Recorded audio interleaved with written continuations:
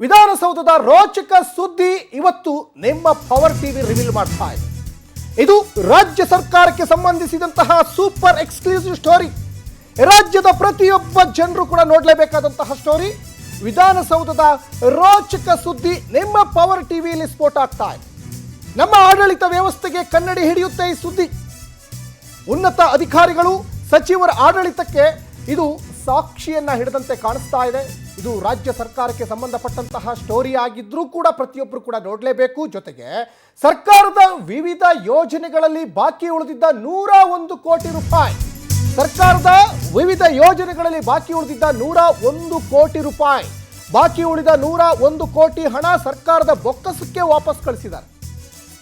ಒಂದಲ್ಲ ಎರಡಲ್ಲ, ಬರೋಬ್ಬರಿ 101 ಕೋಟಿ ಹಣ ಖಜಾನೆಗೆ ವಾಪಸ್ ಕಳಿಸಿದ್ರು ಮಹಿಳಾ ಅಧಿಕಾರಿ ಒಬ್ರು. ರಾಜ್ಯ ಮಹಿಳಾ ಅಭಿವೃದ್ಧಿ ನಿಗಮದಲ್ಲಿ ಉಳಿದಿದ್ದ 101 ಕೋಟಿಯನ್ನ ರಾಜ್ಯ ಸರ್ಕಾರದ ಬೊಕ್ಕಸಕ್ಕೆ ಕಳಿಸ್ತಾರೆ. ಮಹಿಳಾ ಮತ್ತು ಮಕ್ಕಳ ಕಲ್ಯಾಣ ಇಲಾಖೆಯ ಅಧೀನದಲ್ಲಿ ಹಣ ವಾಪಸ್ ಕಳಿಸಿದ ಪ್ರಾಮಾಣಿಕ ಅಧಿಕಾರಿಗೆ ಅಮಾನತು ಶಿಕ್ಷೆ ಕೊಟ್ಟಿದ್ದಾರೆ. ಮಹಿಳಾ ಅಭಿವೃದ್ಧಿ ನಿಗಮದ ನಿರ್ದೇಶಕಿ KAS ಅಧಿಕಾರಿ ಪುಷ್ಪಲತಾ ಅಂತ ಅವರು, ಪ್ರಾಮಾಣಿಕ ಅಧಿಕಾರಿ ಪುಷ್ಪಲತಾ ಅವರು. ಆದರೆ ಅವ್ರಿಗೆ ಏನು, ಅವರ ಪ್ರಾಮಾಣಿಕತನಕ್ಕೆ ಏನು ಸಿಕ್ತು? ಸಸ್ಪೆಂಡ್ ಭಾಗ್ಯ ಸಿಕ್ಕಿದೆ.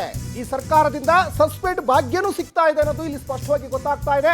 ರಾಜ್ಯ ಮಹಿಳಾ ಅಭಿವೃದ್ಧಿ ನಿಗಮದಲ್ಲಿ ಉಳಿದಿದ್ದ 101 ಕೋಟಿಯನ್ನ ಸರ್ಕಾರಿ ಕೆಲಸ, ದೇವರ ಕೆಲಸ ಅಂತ ಅಂದ್ಕೊಂಡಿರುವಂತಹ ಅದೆಷ್ಟೋ ಭ್ರಷ್ಟರ, ಅದೆಷ್ಟೋ ಲಂಚಬಾಕರ ನಡುವೆ ಸಾಕಷ್ಟು ಪ್ರಾಮಾಣಿಕ ಅಧಿಕಾರಿಗಳು ಕೂಡ ಇದ್ದಾರೆ ಅನ್ನಲಿಕ್ಕೆ ಪುಷ್ಪಲತಾ ಅವರೇ ಪ್ರತ್ಯಕ್ಷ ಸಾಕ್ಷಿ. ಬಾಕಿ ಉಳಿದ 101 ಕೋಟಿ ಹಣವನ್ನ ಸರ್ಕಾರದ ಬೊಕ್ಕಸಕ್ಕೆ ವಾಪಸ್ ಕಳಿಸಿದ್ರಲ್ಲ, ಅವರಿಗೆ ಈ ಸರ್ಕಾರ ಕೊಟ್ಟಿರುವಂತಹ ಮತ್ತೊಂದು ಭಾಗ್ಯ ಅಂದ್ರೆ ಅದು ಸಸ್ಪೆಂಡ್ ಭಾಗ್ಯ. ಮಹಿಳಾ ಮತ್ತು ಮಕ್ಕಳ ಕಲ್ಯಾಣ ಇಲಾಖೆಯ ಅಧೀನದಲ್ಲಿನ ನಿಗಮವನ್ನ ಹಣ ವಾಪಸ್ ಕಳಿಸಿದಂತಹ ಪ್ರಾಮಾಣಿಕ ಅಧಿಕಾರಿಗೆ ಅಮಾನತು ಶಿಕ್ಷೆ ಕೊಡ್ತೀರಂದ್ರೆ ಏನು ಹೇಳಬೇಕು?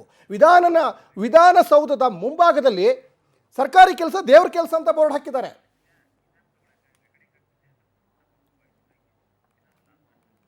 ಇನ್ನು ಮಹಿಳಾ ಅಭಿವೃದ್ಧಿ ನಿಗಮದ ನಿರ್ದೇಶಕಿಯವರು KAS ಅಧಿಕಾರಿ ಪುಷ್ಪಲತಾ, ಇನ್ನು ಪುಷ್ಪಲತಾ ಅವರನ್ನ ಈಗ ಸಸ್ಪೆಂಡ್ ಮಾಡಿದ್ದಾರೆ ಅನ್ನೋದು ಇಲ್ಲಿ ಗೊತ್ತಾಗ್ತಾ ಇದೆ. ಎಂಥ ವ್ಯವಸ್ಥೆ ನೋಡಿ.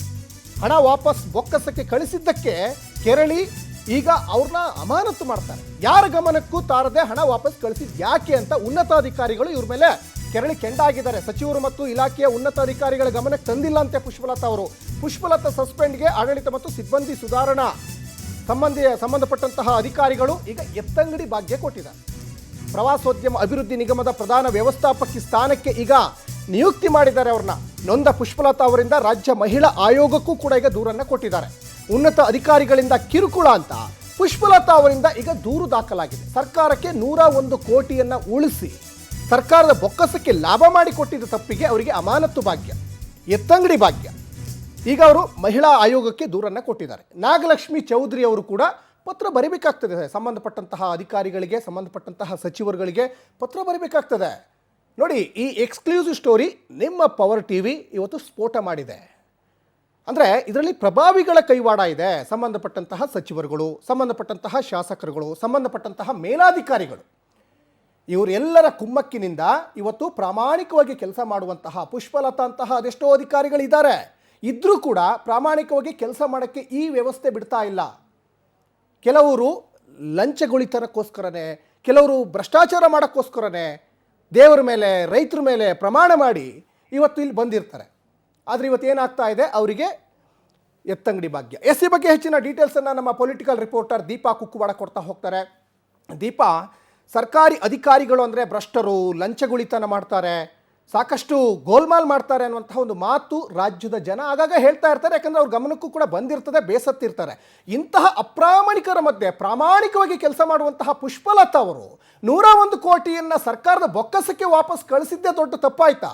ಅದಕ್ಕೋಸ್ಕರನೇ ಅಮಾನತು ಭಾಗ್ಯ ಮಾಡಿದ್ರ ಸರ್ಕಾರದವ್ರು ಹಾಗಾದ್ರೆ ಅಂತ ದೀಪಾ? ಸಚಿನ್, ಎಲ್ಲೋ ಒಂದು ಕಡೆ ಪುಷ್ಪಲತಾ ಅಂತವರು ಎಲ್ಲ ಇಲಾಖೆಯಲ್ಲಿ ಇಲ್ಲದೆ ಇದ್ರು ಕೂಡ ಕೆಲವೊಂದು ಇಲಾಖೆಯಲ್ಲಂತೂ ಇದ್ದಾರೆ. ಯಾಕಂದರೆ ಸರ್ಕಾರದ ಬೊಕ್ಕಸಕ್ಕೆ ಟ್ಯಾಕ್ಸ್ ಪೇಯರ್ ಅವರಿಗೆ ಮೋಸ ಆಗಬಾರ್ದು ಅನ್ನುವಂತಹ ನಿಟ್ಟಿನಲ್ಲಿ ಕೆಲವೊಂದು ಇಲಾಖೆಯ ಹಣವನ್ನು ಆಯಾಯ ಇಲಾಖೆಗೆ ಬಳಸದೇ ಇದ್ದಲ್ಲಿ ಅದನ್ನು ವಾಪಸ್ ಮಾಡಿರುವಂತಹ ಅನೇಕ ಉದಾಹರಣೆಗಳಿವೆ. ಆದರೆ ಆಸ್ ಪರ್ ರೂಲ್ಸ್ ಪ್ರಕಾರ ಅದು ಸಚಿವರುಗಳಿಗೆ, ಸಂಬಂಧಪಟ್ಟ ಹಿರಿಯ ಅಧಿಕಾರಿಗಳಿಗೆ ಗಮನಕ್ಕೆ ತಂದು ವಾಪಸ್ ಕಳಿಸಿರುವಂತಹ ಘಟನೆಗಳು ಕೂಡ ಆಗಿವೆ. ಆದರೆ ಪುಷ್ಪಲತಾ ಅವರ ವಿಚಾರದಲ್ಲಿ ಅವರು ಏಕಾಏಕಿ ನಿರ್ಧಾರವನ್ನು ತೆಗೆದುಕೊಂಡಿದ್ದೆ ಅವರ ಕೆಲಸಕ್ಕೆ ಕುತ್ತು ಬಂತು ಅನ್ನುವಂತಹದ್ದು ಮೂಲಗಳ ಮಾಹಿತಿ. ಅಂದ್ರೆ ಸಚಿವರುಗಳು ಹಾಗೂ ಸಂಬಂಧಪಟ್ಟ ಅಧಿಕಾರಿಗಳಿಗೆ ಹೇಳಿ ಆ ಹಣವನ್ನ ಇಲಾಖೆಯಿಂದ ಸರ್ಕಾರದ ಬೊಕ್ಕಸಕ್ಕೆ ವಾಪಸ್ ಕಳಿಸಬೇಕಾಗಿತ್ತು. ಆ ಕಳಿಸದೇ ಇರೋದಕ್ಕೆ ಅವರನ್ನ ಅಮಾನತು ಮಾಡಲಾಗಿದೆ ಅನ್ನುವಂತಹದ್ದು ಇರುವಂತಹ ಸೂಚನೆ. ಆದ್ರೆ DPR ಇದನ್ನ ಒಂದು ರೀತಿಯಾಗಿ ವಿರೋಧವನ್ನ ಮಾಡುತ್ತೆ. ವಿರೋಧದ ನಂತರದಲ್ಲಿ ಅವರನ್ನ ಟೂರಿಸಂ ಡಿಪಾರ್ಟ್ಮೆಂಟ್ಗೆ ಹಾಕುತ್ತೆ. ಅಂದ್ರೆ ಅಲ್ಲಿಯೂ ಕೂಡ ಅವರಿಗೆ ಹುದ್ದೆಯನ್ನ ನೀಡಿರುವಂತಹದ್ದು. ಇದೆಲ್ಲದರ ಬೆನ್ನಲ್ಲೇ ಇದೀಗ ಮಹಿಳಾ ಆಯೋಗಕ್ಕೆ ಆಕೆ ಪುಷ್ಪಲತಾ ಏನಿದ್ದಾರೆ ಒಂದು ಪತ್ರವನ್ನ ಬರೀತಾರೆ. ನನಗೆ ಮಾನಸಿಕ ಕಿರುಕುಳ ಆಗ್ತಿದೆ ಅನ್ನುವಂತಹದ್ದನ್ನು ಹೇಳಿರುವಂತಹದ್ದು. ಆಮೇಲೆ ಇದೀಗ ಮಹಿಳಾ ಆಯೋಗ ಕೂಡ ಮಹಿಳಾ ಮತ್ತು ಮಕ್ಕಳ ಕಲ್ಯಾಣ ಇಲಾಖೆಗೆ ಒಂದು ಪತ್ರವನ್ನ ಅಂದ್ರೆ ಇದರ ವಿವರಣೆಯನ್ನ ನೀಡಿ ಅನ್ನುವಂತ ಮಾಹಿತಿಯನ್ನ ಕೇಳಿದ್ದಾರೆ. ಸುಮಾರು 101 ಕೋಟಿ ಸರ್ಕಾರದ ಬೊಕ್ಕಸಕ್ಕೆ ಆ ಹಣವನ್ನ ಅಂದ್ರೆ ಇಲಾಖೆ ವಿವಿಧ ಉದ್ದೇಶಗಳಿಗೆ ಇಟ್ಟಂತಹ ಹಣ ವ್ಯಯವಾಗದಂತಹ ಹಿನ್ನೆಲೆಯಲ್ಲಿ ವಾಪಸ್ ಕಳಿಸಿರುವಂತಹದ್ದು. ಆದ್ರೆ ಇದು ಎಷ್ಟರ ಮಟ್ಟಿಗೆ ಸರಿ ಅನ್ನುವಂತಹದ್ದು ಗೊತ್ತಿಲ್ಲ. ಆದ್ರೆ ಅಲ್ಲಿನ ಒಂದಿಷ್ಟು ಅಧಿಕಾರಿಗಳಿಗೆ ಹಣವನ್ನ ಎಲ್ಲೋ ಒಂದ್ ಕಡೆ ಮೋಸ ಮಾಡಿ ಅಥವಾ ಲೂಟಿ ಮಾಡಿ ತೆಗೆದುಕೊಳ್ಬಹುದು ಅನ್ನುವಂತಹ ಒಂದು ಚಿಂತನೆಯಲ್ಲಿ ಇದ್ದಂತಹ ಒಂದಿಷ್ಟು ಜನರಿಗೆ ಅದು ಒಡೆತ ಬಿತ್ತು. ಹಾಗಾಗಿ ಆಕೆಯನ್ನ ಅಮಾನತು ಮಾಡಿದ್ರು, ಅವರನ್ನ KS ಅಧಿಕಾರಿಯನ್ನ ಅನ್ನುವಂತಹದ್ದು ಕೂಡ ಇರುವಂತಹ ಮಾಹಿತಿ. ಅಂದ್ರೆ ಅಲ್ಲಿ ಒಳಗಡೆ ಆಗ್ತಾ ಇರುವಂತಹ ಒಂದಿಷ್ಟು ಮಾಹಿತಿ. ಹಾಗಾಗಿ ಈಗ ಮಹಿಳಾ ಮತ್ತು ಮಕ್ಕಳ ಕಲ್ಯಾಣ ಇಲಾಖೆಗೆ ಈಗ ಆಯೋಗ ಏನು ಮಹಿಳಾ ಆಯೋಗ ಪತ್ರವನ್ನ ಬರೆದಿದೆ. ಆ ಪತ್ರಕ್ಕೆ ಮಹಿಳಾ ಆಯೋಗಕ್ಕೆ ಇಲಾಖೆ ಯಾವ ರೀತಿಯಾದ ಉತ್ತರವನ್ನ ಕೊಡ್ತಾರೆ ಅನ್ನುವಂತಹದ್ದು ಕಾದ್ ನೋಡ್ಬೇಕು. ನಾವು ಕೂಡ ಸಂಪರ್ಕ ಮಾಡೋದಕ್ಕೆ ಅಂದ್ರೆ ಪುಷ್ಪಲತಾ ಅವರನ್ನ ಸಂಪರ್ಕ ಮಾಡೋದಕ್ಕೆ ಪ್ರಯತ್ನ ಪಟ್ವಿ.